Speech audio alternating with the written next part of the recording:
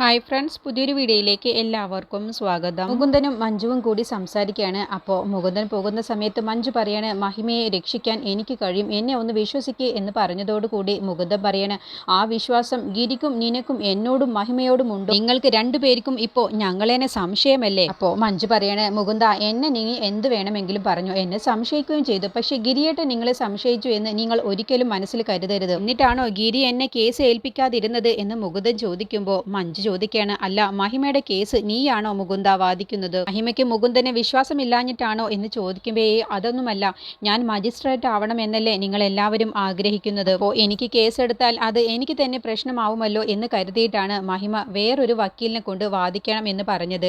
അപ്പോൾ മഞ്ജു പറയണ, അതുപോലെ ഗിരിയേട്ടനും ചിന്തിച്ചു എന്ന് എന്താ മുകുന്ദ നീ ഒരിക്കൽ പോലും ചിന്തിക്കാതിരുന്നത്?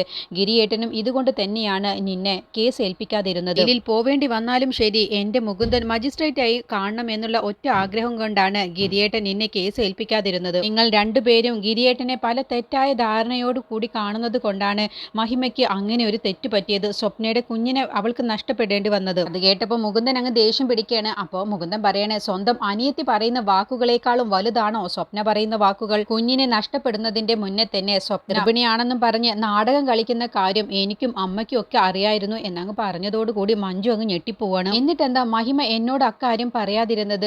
അങ്ങനെ സ്വപ്നയ്ക്കെതിരെ ഒരു സത്യം കിട്ടിക്കഴിഞ്ഞാൽ ഒരിക്കലും മഹിമ എന്നോട് പറയാതിരിക്കില്ല എന്ന് പറയുമ്പോൾ മുകുന്ദൻ പറയണേ, ഗോപാലിനെയൊക്കെ തകർക്കാൻ വേണ്ടി ആ വീട്ടിൽ ഒരാൾ വേണമെന്ന് മഹിമ തീരുമാനിച്ചു. അതിനുവേണ്ടി സ്വപ്നയെ ഉപയോഗിക്കുകയും ചെയ്തു.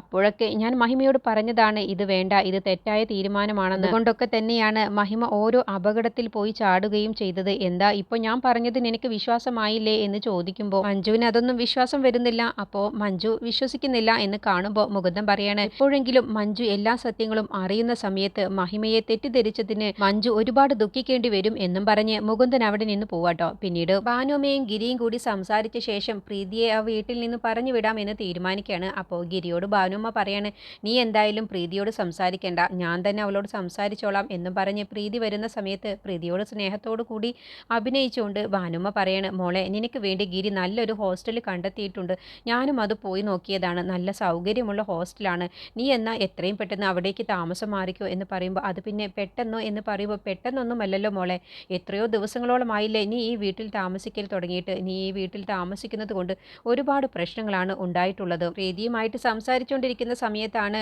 മഞ്ജു അവിടേക്ക് വരുന്നത്. അങ്ങനെ ഭാനുമ്മ പറയണ, എത്രയും പെട്ടെന്ന് ഹോസ്റ്റലിലേക്ക് പോവാൻ റെഡിയാവണം എന്ന് പറയുമ്പോൾ പ്രീതി പറയണേ, ഞാൻ കാരണം നിങ്ങൾക്ക് ഒരുപാട് പ്രശ്നങ്ങൾ ഉണ്ടായിട്ടുണ്ട് എന്ന് എനിക്കറിയാം, പക്ഷേ എൻ്റെ വീട്ടുകാർ പോലും എന്നോടൊപ്പം ഇല്ലാത്ത ഈ സമയത്ത് നിങ്ങൾ കൂടി എനിക്ക് പിരിഞ്ഞിരിക്കേണ്ട അവസ്ഥ വരുമ്പോൾ അതെനിക്ക് വല്ലാത്ത വിഷമം വരും എന്ന് അഭിനയിച്ചുകൊണ്ട് പ്രീതി അങ്ങ് പറയട്ടോ. എന്നിട്ട് പ്രീതി മനസ്സിൽ ചിന്തിക്കാണ്, തള്ളയുടെ കുരുട്ടു ബുദ്ധിയൊക്കെ എനിക്ക് മനസ്സിലായി, പക്ഷേ എന്നോടാണോ നിങ്ങൾ കളിക്കുന്നത്? നിങ്ങൾ എന്ത് പറഞ്ഞാലും ഞാൻ പോവില്ല എന്ന് മനസ്സിൽ ഉദ്ദേശിക്കുന്നുണ്ട്. എന്നിട്ട് പ്രീതി അഭിനയിച്ചുകൊണ്ട് പറയാണ്, അല്ല മഞ്ജു, നീയല്ലേ പറഞ്ഞത് എൻ്റെ അച്ഛനെ കൊന്ന ആൾ ഇതുവരെയും പിടിക്കപ്പെട്ടിട്ടില്ല എന്ന്?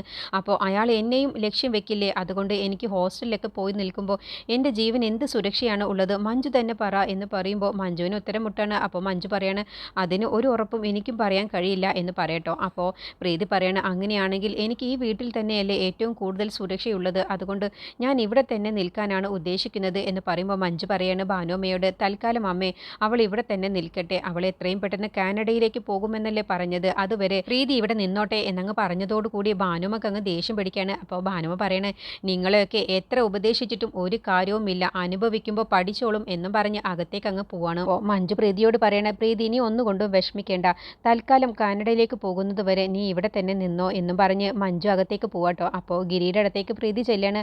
അപ്പോൾ ഗിരിയാണെങ്കിലും ദേഷ്യം പിടിച്ചിട്ട് അവിടെ നിന്ന് അങ്ങ് മാറി നിൽക്കുമ്പോൾ വീണ്ടും പ്രീതി ഗിരിയുടെ അടുത്തേക്ക് ചെല്ലാട്ടോ. എന്നിട്ട് പറയണേ, ഭാനുമ്മ ഇങ്ങനെയൊക്കെ പറയുന്ന സമയത്ത് ഗിരിയേട്ടൻ ഒരക്ഷരം പോലും മിണ്ടിയില്ല. അപ്പോൾ അമ്മയുടെ ആഗ്രഹം തന്നെയാണ് ഗിരിയേട്ടൻ്റെ മനസ്സിലുള്ളതും, പക്ഷേ ഞാൻ ഗിരിയേട്ടന് എന്ത് തെറ്റാണ് ചെയ്തത്?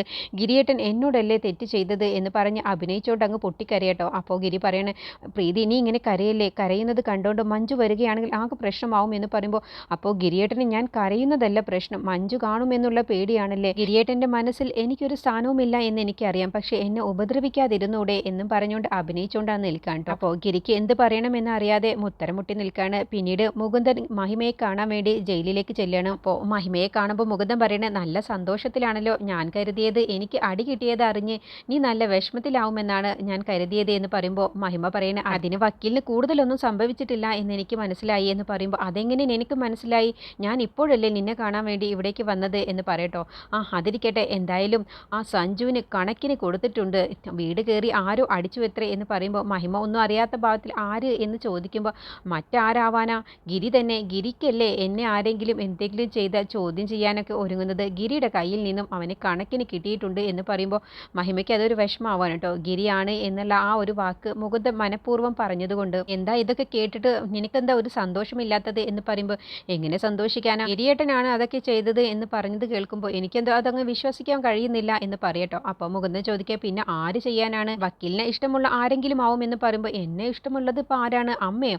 അമ്മയ്ക്ക് ഈ വയസ്സുകാലത്തൊന്നും ചെയ്യാൻ കഴിയില്ല. അപ്പോൾ മഹിമ പറയണ, ഞാൻ അമ്മയുടെ കാര്യമൊന്നുമല്ല പറഞ്ഞത് എന്ന് പറയുമ്പോൾ പിന്നെ താൻ ആരെ കാര്യം പറഞ്ഞത് എന്നങ്ങ് ചോദിച്ചിട്ട് മുകുന്ദൻ പുഞ്ചിരിയോട് കൂടി പറയണേ, നീയാണ് അത് ചെയ്തത് എന്നുള്ളത് എനിക്കറിയാം എന്ന് പറഞ്ഞപ്പോൾ മഹിമയ്ക്ക് അത് സന്തോഷമാവണം. എന്നോട് എല്ലാ കാര്യവും അമ്മ പറഞ്ഞിട്ടുണ്ട്. നീ അന്ന് എന്നെ കാണാൻ വേണ്ടി വന്നതും സഞ്ജുവിനെ അടിച്ചതും അങ്ങനെ എല്ലാ കാര്യവും അമ്മ എന്നോട് പറഞ്ഞു എന്ന് പറയുമ്പോൾ അപ്പോൾ മഹിമ പറയണം, എന്നെ പറ്റിക്കാണല്ലേ എന്നങ്ങ് ചോദിച്ചപ്പോൾ തനിക്ക് അന്ന് രാത്രിയിൽ വന്ന സമയത്ത് എന്നെ വിളിക്കാമായിരുന്നില്ലേ? വിളിക്കാതിരുന്നത് എനിക്കന്ന് ഒരുപാട് പണി ചെയ്യാനുണ്ടായിരുന്നു, അതുകൊണ്ടാണ് വിളിക്കാതെ ഞാൻ പോകുന്നത്. മുകുന്ദൻ പറയണേ, തന്നെ ഇവിടെ സഹായിക്കാൻ ആളുണ്ട് എന്ന് കേട്ടപ്പോൾ എനിക്ക് ഒരുപാട് സന്തോഷമായി എന്ന് പറയട്ടോ. മഹിമ പറയണേ, ഇപ്പോൾ വക്കീലിനെ കാണാനേ ഒരാൾ കൂടി വന്നിട്ടുണ്ട് എന്ന് പറഞ്ഞ് അക്കാമയെ അവിടേക്ക് വിളിക്കുകയാണ്. അക്കാമയെ കണ്ടതോടുകൂടി മുകുന്ദൻ അക്ഷര ചേച്ചി എന്നങ്ങ് വിളിച്ചപ്പോൾ ആ പേര് വിളിച്ച് കേട്ടിട്ട് വർഷങ്ങളായി എന്ന് പറയുമ്പോൾ മുകുന്ദൻ പറയണേ, ഞങ്ങൾ നാട്ടുകാർക്ക് അക്ഷര ചേച്ചിയെ മറക്കാൻ കഴിയില്ല. മഹിമയുടെ കൂടെ ചേച്ചി ഉള്ളതാണ് എനിക്ക് ഏക ആശ്വാസം, അല്ലെങ്കിൽ എനിക്ക് ഉറങ്ങാൻ പോലും കഴിയില്ല.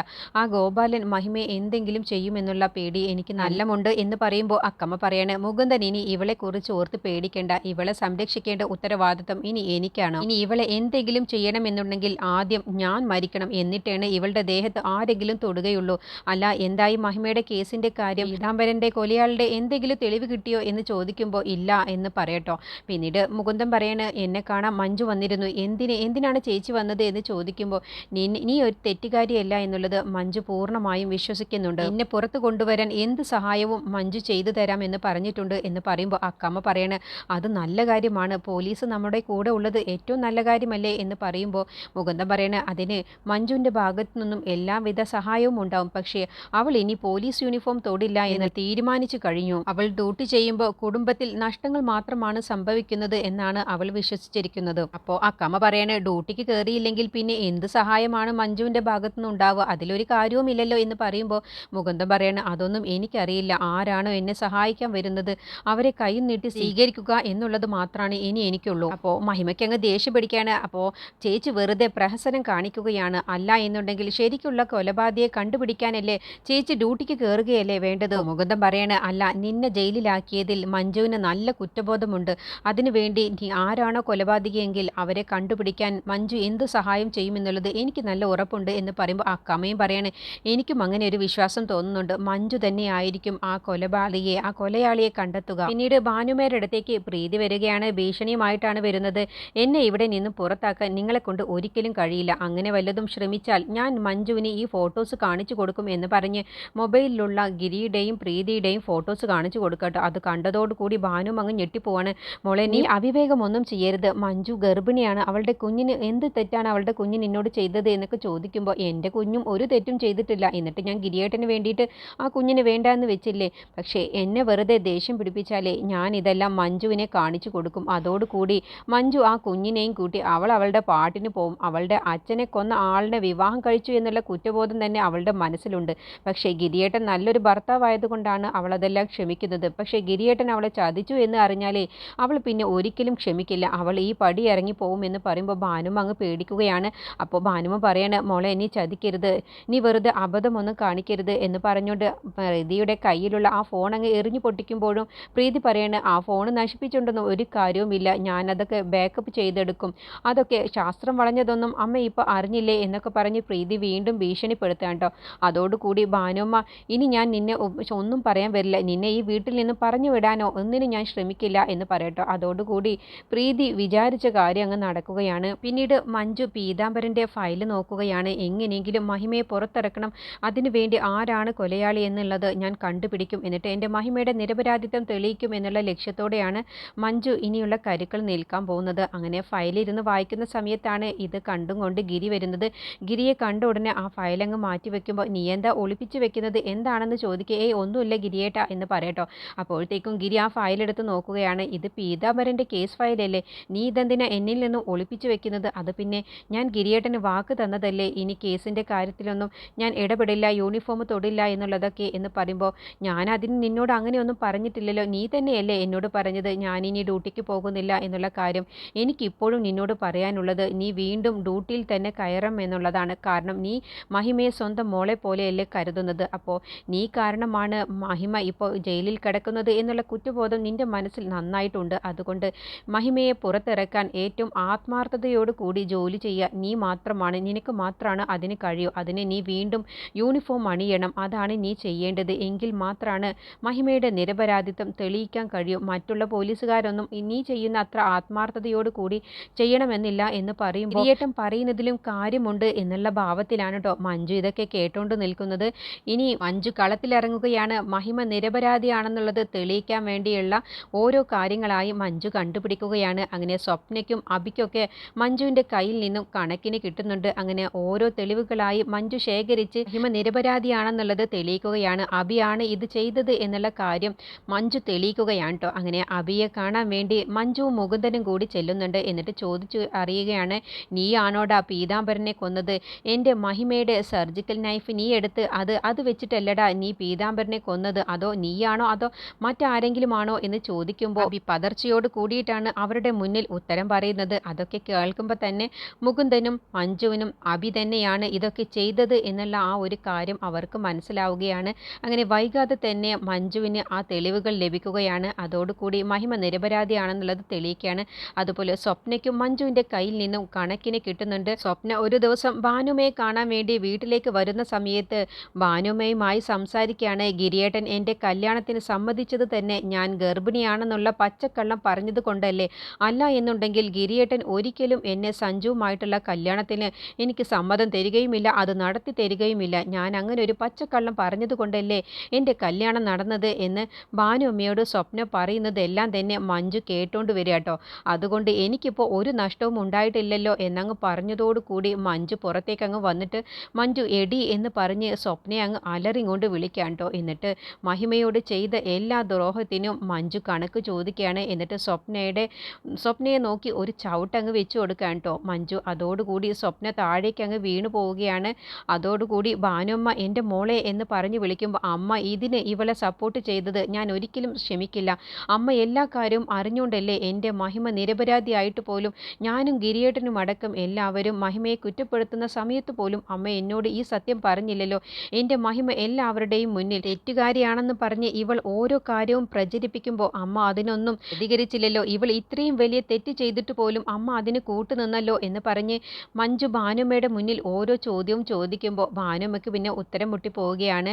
എന്നെ ഭീഷണിപ്പെടുത്തിയിട്ടാണ് ഇവൾ നിന്നോട് ഈ സത്യമൊന്നും പറയാൻ എന്നെ അനുവദിക്കാതിരുന്നത് എന്ന് മഞ്ജുവിനോട് പറയാൻ കഴിയുന്നില്ല.